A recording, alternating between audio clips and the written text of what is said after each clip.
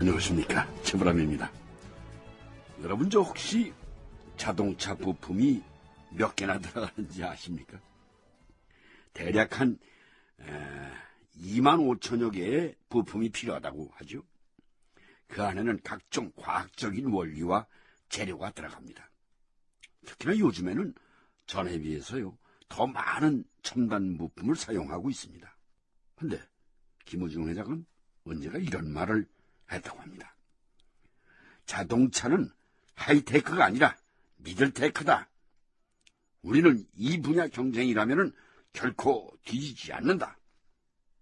글쎄요, 김 회장의 자동차에 대한 그런 인식이 대우자동차의 운명과 관계가 있었을까요? 아무튼 김 회장은 최후까지 손에서 놓고 싶지 않았던 게 자동차였습니다. 8월 6일 대우자동차와 미국의 제너럴 모터스사는 대우자동차의 경영권 이양 문제 등 승용차 부문의 전략적 제휴를 위한 협상을 본격화하기로 하고 양해각서를 교환했다. 대우의 워크아웃 20일 전쯤, 그때만 해도 김우중 회장은 대우자동차에 혼신의 힘을 다하고 있었던 것으로 보인다. 얄궂은 운명의 쥐행과 또다시 한 살림을 차리기로 했으니 말이다. 대우는 지난해 쥐행과 양해각서를 교환하고 전략적 제휴를 시도하지 않았던가. GM을 통한 외자 유치로 유동성 문제를 해결하려던 게 목적이었다. 그만큼 대우자동차는 김우중에게 처음이자 끝이었던 셈이다. 안녕하셨습니까, 위원장. 대우 12개사가 워크아웃에 들어간 8월 말, 여의도 한국투신에 위치한 오호근 기업구조조정위원장 사무실에 낯선 손님이 찾아왔다. 정주호 대우구조조정본부 사장이었다. 위원장님, 저희 회장님을 좀 만나주실 수 있겠습니까?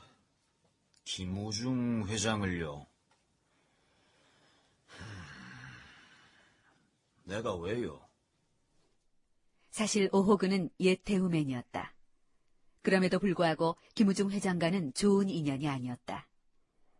김우중 회장이 투자금융사를 만들 때 대학 교수였던 그가 영업부장으로 들어갔지만 그리 좋은 관계로 마무리된 것이 아니었다. 내가 김 회장을 만나야 할 특별한 이유라도 있습니까? 썩 내키지 않으실 줄은 압니다. 하지만 위원장님 정도가 아니고는 회장님께 직원을 드릴 만한 사람이 없습니다. 직원? 다름이 아니고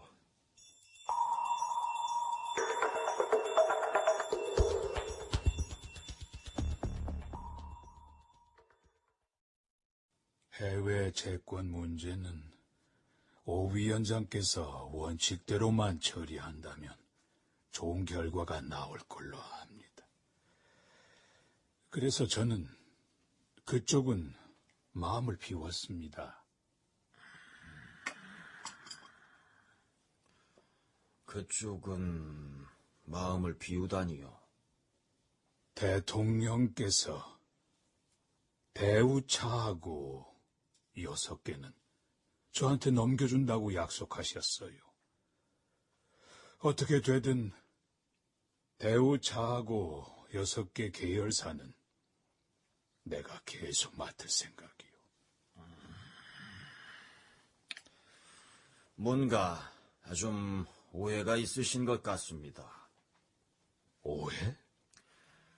대통령이 그런 상업적인 약속을 하셨단 말씀입니까? 12개 중 6개는 회장님 책임 아래 빨리 구조조정을 하고 나머지는 채권단에 맡기기로 했지만 약속이 안 지켜지면 워크아웃에 들어가거나 법정 관리에 보내기로 확약했고요. 헌데 지금 워크아웃에 들어갔습니다. 약속이 안 지켜졌다 이런 뜻입니다. 그래서요. 저는 워크아웃 외에 다른 권한이 없습니다. 원칙대로 처리할 겁니다. 대우 워크아웃 처리의 최전방에 있던 오호근 위원장의 말은 김 회장을 설득하지 못했다. 위원장님, 어제 김 회장님께 무슨 말씀을 하신 겁니까? 왜요? 무슨 일 생겼어요? 큰일 났습니다. 회장님께서는 대우자동차 경영권은 계속 가지고 있을 것으로 여기는 것 같습니다. 그게 무슨 말이에요? 알아들을 수 있도록 설명을 했는데. 위원장님하고 얘기가 다 됐으니까 걱정할 거 없다고 하십니다. 뭐요?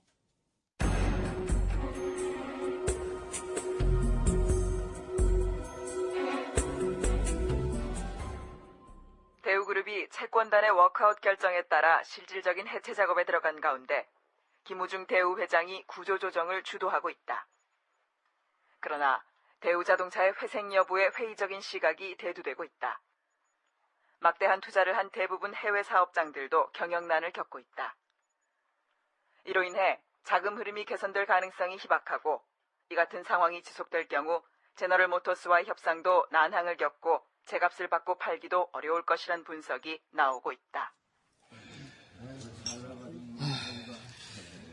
고물차 나가고 새 차 와라 이거야.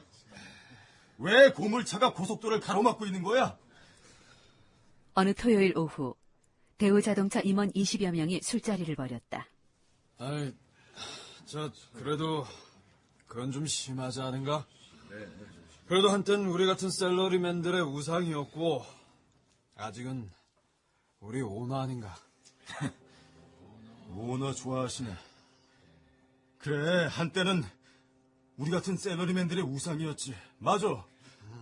문제는 이런 상황에서 아직도 우리의 오너로 있다는 거잖아.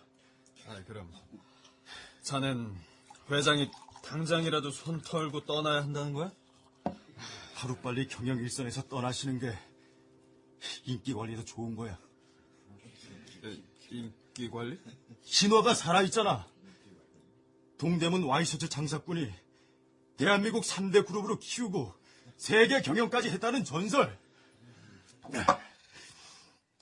그래서 내 말은 여기서 더 나가면 그 전설마저 삼류소설 될걸? 그 무렵 대우자동차 내부에서마저 여론은 그랬다. 김 회장을 가급적 빨리 경영 일선에서 퇴진시키고 유능하고 참신한 전문 경영인을 영입해야 한다는 주장이 주를 이루었다. 토요일 오후에 시작된 술자리는 그 다음 날인 일요일 오전까지 이어졌다. 자, 여러분. 우리가 1박 2일 동안 미친 척 술을 마시면서 정말 유익한 대화를 나눴습니다. 결론 몇 가지를 얻었습니다. 김 회장이 퇴진하고 참신한 전문 경영인이 들어와야 한다. 그래서 구조조정 작업을 사심없이 추진하는 게 바람직하다. 물러나야지. 그래서 어떻게 하잔 말이야? 우리 의견을 김 회장에게 전합시다.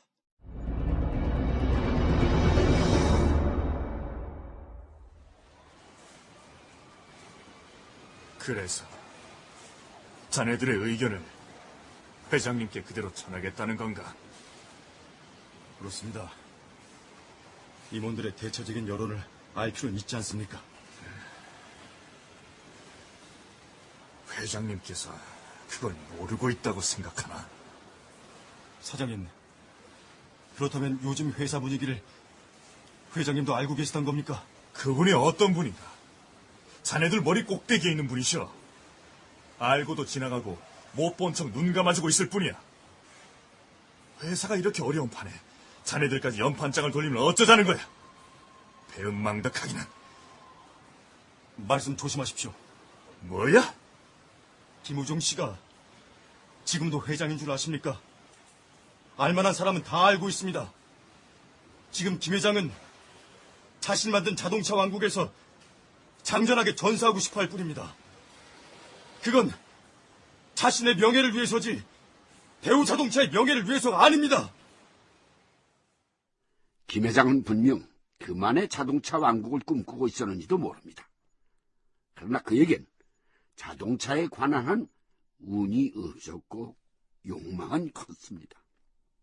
그래서 한편에서는 김우중은 모든 것을 자동차로 하려고 했고 결국 자동차 때문에 망했다는 말까지 나왔습니다. 대우자동차에 대한 그의 애착은 어느 정도였는지 이야기를 이어드리겠습니다. 위원장님, 대우의 워크아웃을 좀 서둘렀다는 여론도 있는 것 같은데요. 대우 워크아웃 발표 다음 날인 8월 27일, 이현재 금감위원장이 사석에서 기자를 만나고 있었다. 뭐를 서둘러? 당초 대우그룹은 워크아웃을 지난 4월쯤 추진하려고 했었던 거야. 왜 이렇게 늦은 감이 있는 거지? 그렇습니까? 4월에 이미 대우의 자금 사정이 워낙 안 좋아서 워크아웃을 추진하려고 했었지만은 대우 측 반발이 심해서 할 수가 없었다고.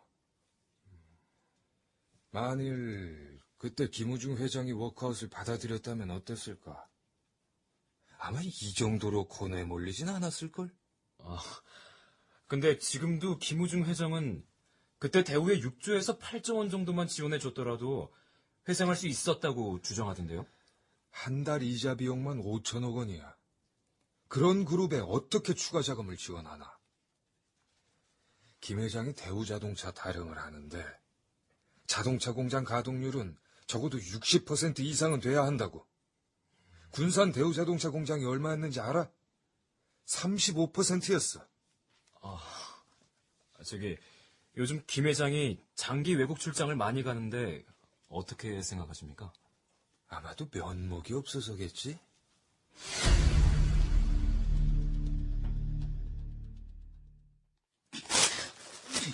이 나쁜 자식. 대우차 가동률이 어쩌고 저쩌? 기업이란 게 잘 될 때도 있고 안 될 때도 있는 거지. 이따위 소리가 할 소리야. 고정하십시오, 회장님. 가동률이 35%면 다 문을 닫아야 하나?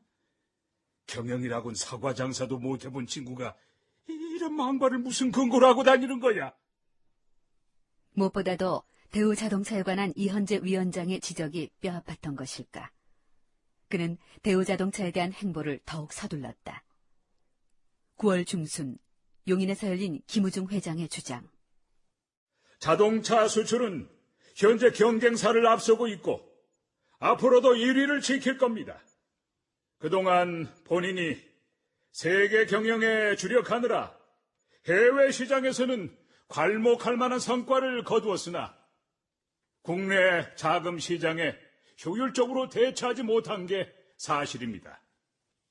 책임을 통감합니다. 그리고 송구스럽게 생각합니다. 그러나 21세기에는 자산 가치, 매출보다는 현금 흐름과 이익을 중시하는 회사로 변신해야 합니다.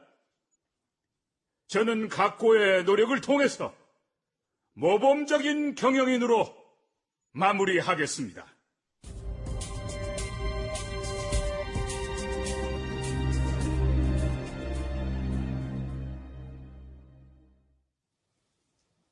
김우중 회장이 요즘 언론에 자주 나오던데 내용이 어떻게 된 것입니까?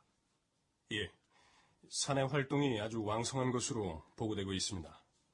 우즈베키스탄에서 귀국한 뒤에는 부평 대우자동차에서 상주하고 있습니다.